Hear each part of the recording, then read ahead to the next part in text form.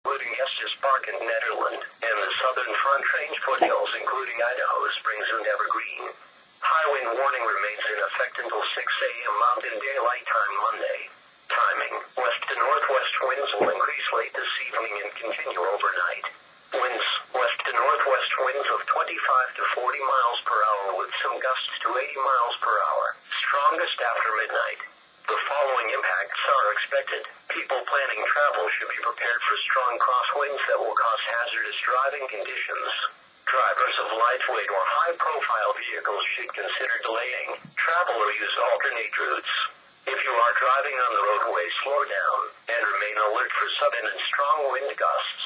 Remember, a high wind warning means that strong and potentially damaging winds are either occurring or highly likely.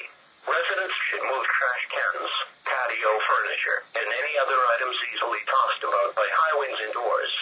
Motorists traveling in high-profile vehicles should consider delaying travel until the winds subside.